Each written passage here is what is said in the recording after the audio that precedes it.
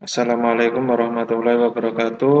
Bertemu lagi di channel Aryadin. Kali ini saya akan membagikan informasi tentang alasan CPNS diberhentikan. Jadi, walaupun sudah CPNS, kita tetap hati-hati, aturan-aturannya tetap kita patuhi, dan ada beberapa penyebab CPNS diberhentikan.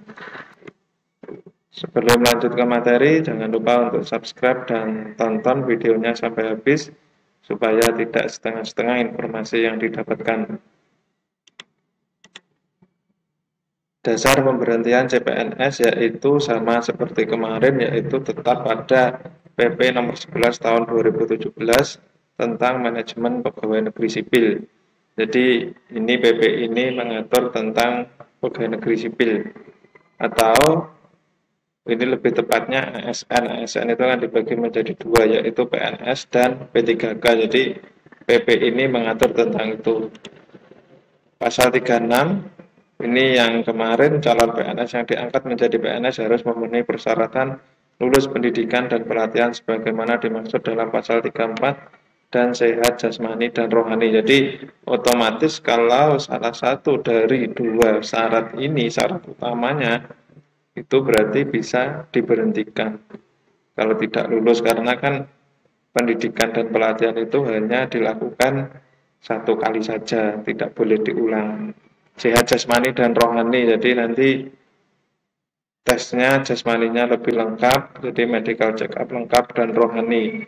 Nanti kalau medical check up lengkap ini nanti ada kriterianya A, B, C, ini bisa untuk mengisi jabatan ini atau tidak. Nanti ada rekomendasi dari rumah sakit yang mengeluarkan surat sehat jasmani ini. Mungkin ada yang karena mata minus atau buta warna, itu nanti ada pertimbangan dari surat yang dibuat dari rumah sakit tersebut. Jadi ini nanti lebih spesifik, lebih komplit dari yang pemberkasan CPNS. Tapi insya Allah selama jabatan yang kita lamar sesuai dengan awal pada saat CPNS, insya Allah juga tetap lolos. Untuk rohani juga sama, nanti mengerjakan soal itu, dan ada soal dan ada wawancara, mungkin yang ada wawancara, tapi bedanya itu kalau pengalaman saya, kalau tes untuk pengangkatan PNS itu rumah sakitnya sudah ditentukan oleh instansinya. Kalau CPNS kan bebas pilih di mana.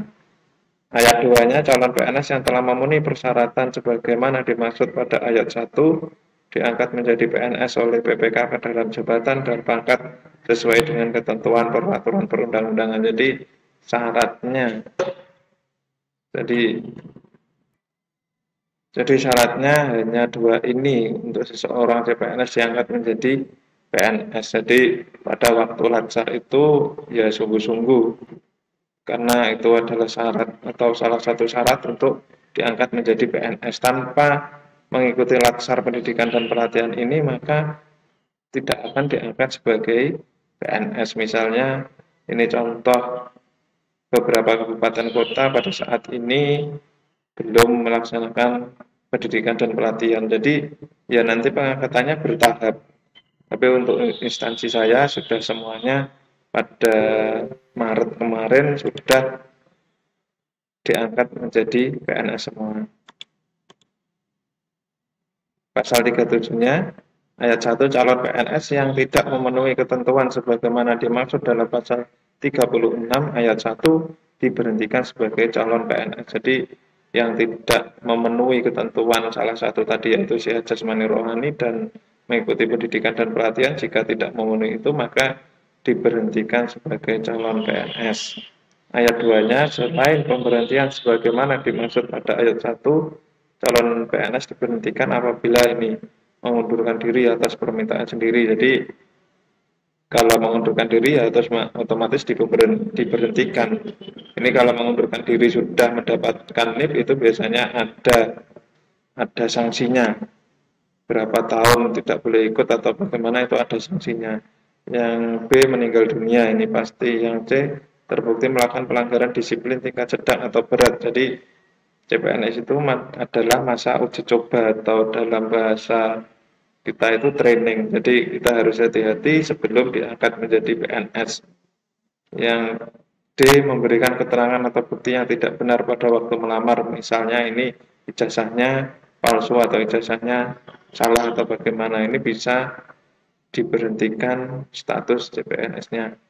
Yang E. Dihukum penjara atau kurungan berdasar putusan pengadilan yang sudah mempunyai kekuatan hukum yang tetap. Jadi kalau terkena pidana itu otomatis bisa diberhentikan. Jadi kita sebagai aparatur sipil negara, jadi kita harus hati-hati. Yang F. Menjadi anggota dan atau pengurus partai politik. Ini pada saat pemberkasan CPNS pun juga seperti itu. Jika pada saat pemberkasan diketahui menjadi anggota atau pengurus partai politik, maka dia akan digugurkan dan akan diganti oleh peserta yang lain. Yang G. Tidak bersedia mengucapkan sumpah atau janji pada saat diangkat menjadi PNS. Jadi nanti ketika diangkat menjadi PNS, kita akan diangkat atau disumpah atau janji, kita harus mengucapkan sumpah itu. Dan jika tidak bersedia atau tidak mau, maka juga dapat diberhentikan menjadi PNS. Cukup sekian penjelasan tentang CPNS yang bisa diangkat menjadi PNS dan apa saja alasan CPNS bisa diberhentikan.